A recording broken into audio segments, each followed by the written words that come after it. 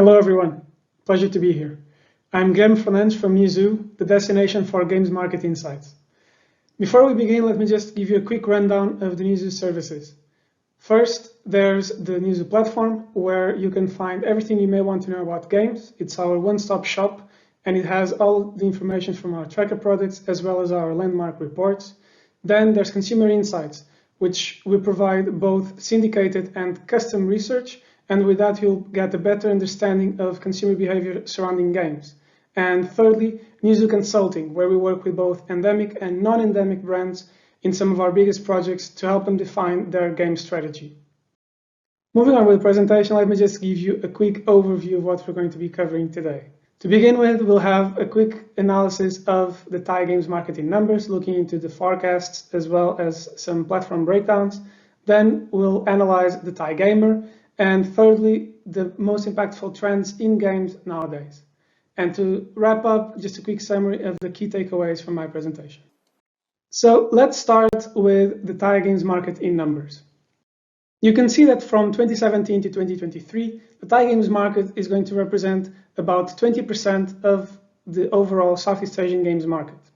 It's going to grow a little bit faster towards the end of the forecast, gaining some market share from 19 to 20%.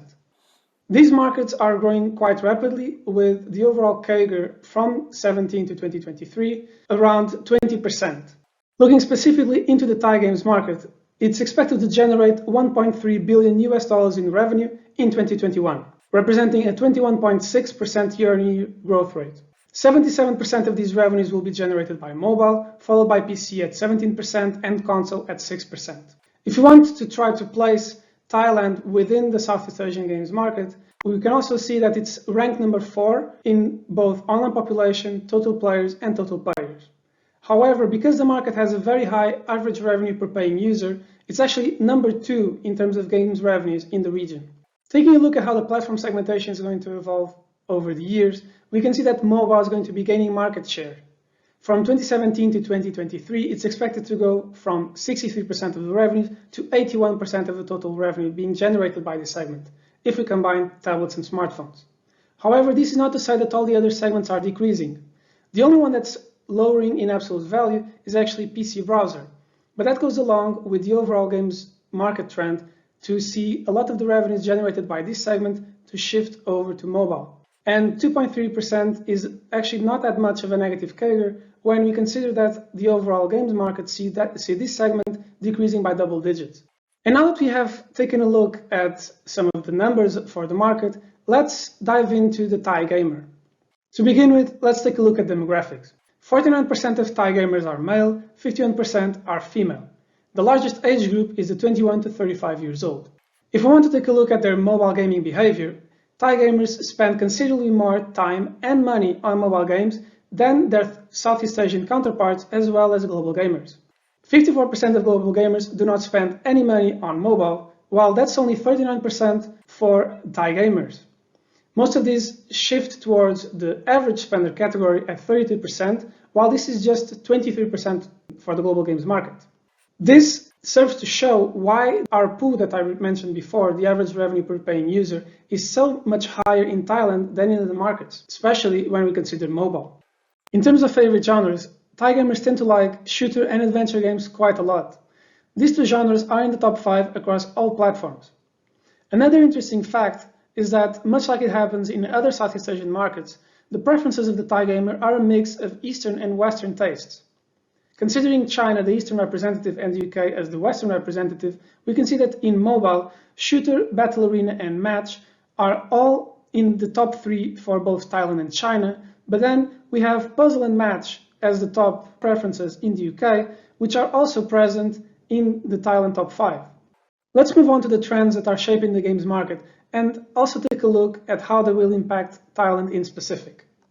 The first trend I want to talk to you about is how mobile games are becoming increasingly competitive and complex, and this has allowed them to generate even more revenue and retain their very fast growth rates.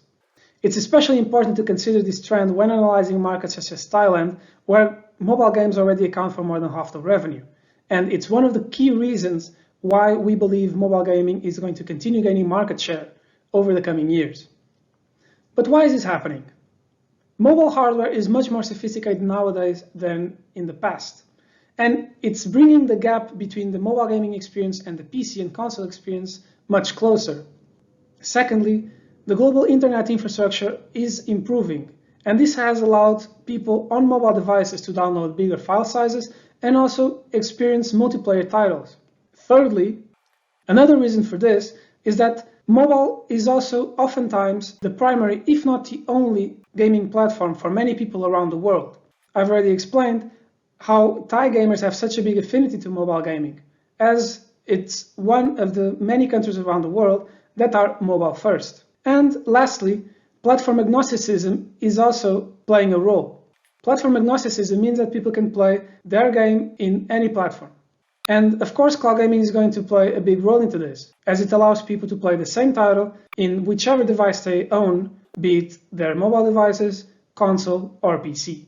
As a result, there's a lot more legitimacy and a lot more interest in mobile games as well around the world.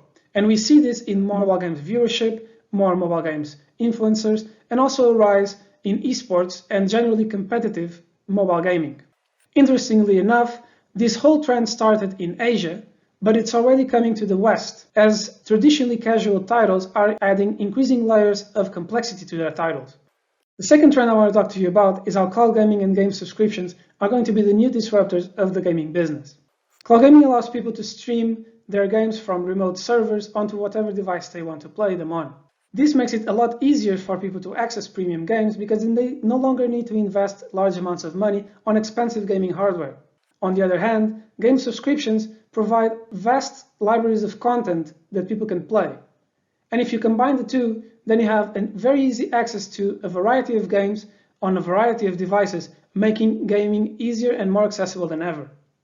Thailand's two largest communication service providers have already launched their own cloud gaming services.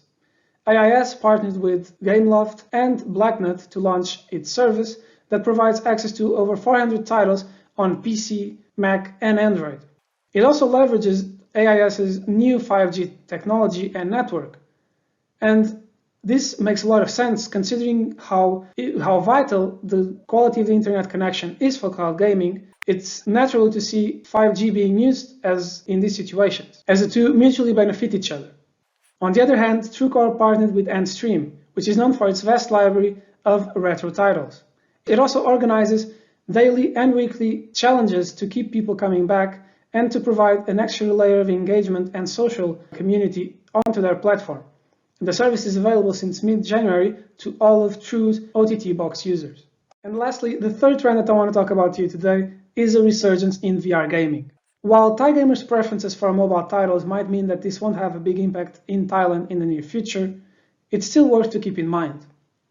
This whole new wave of growth began when Valve launched Half-Life Alyx in March 2020. Half-Life is a very popular gaming IP, but Alyx is only available through VR, which meant that everyone who wanted to experience this new title had to get a VR headset. This led to a very fast increase in VR adoption and also benefited from the situation at the time with many lockdowns due to the COVID pandemic. Another big company who is also investing heavily in VR is Facebook. In the second half of 2020, they launched the new Oculus Quest 2, which is one of the most affordable options to experience VR to date, which was often regarded as a big obstacle to VR as it required expensive headsets and also expensive gaming hardware to play them and to process them. Another point that was also brought against VR was the lack of content. But Facebook is also addressing that issue by partnering with multiple game studios to bring very popular gaming IPs exclusively to Oculus, meaning that there's going to be a lot of new content coming in the near future. This had impacts both on the consumer and the business sides of gaming. On the consumer side, we see rising adoption for VR headsets, as it's shown on this title with data from Valve. And on the business side, we had other big publishers taking note of the advances that were being made in this market and also deciding to dedicate resources to VR and making their own new titles, such as IO Interactive and Hitman VR. And so what are the key takeaways from my presentation? First, mobile games really are the segment that has the biggest growth opportunities in Thailand. I've shown you how it's where people spend the most time, where they spend the most money. It already accounts for 77% of the revenues, and in both newcomers and incumbents should really try to maximize their opportunities within mobile games because it's where they can grow the most. Secondly, localization, as always in Southeast Asia, continues to be very important. As I've said in the previous presentation for the Singapore Games Market Bootcamp, it's really important that games companies, even if they are successful in one market in Southeast Asia, to also do a good job localizing their titles for another market, and the same is true for Thailand. And thirdly, it's really positive for the overall games ecosystem within Thailand to see that big players, such as the communication service providers, but also the government, are very involved with games and overall wanting to prosper. And this concludes my presentation. So thank you very much for your time, and I'll now be answering any questions that you may have.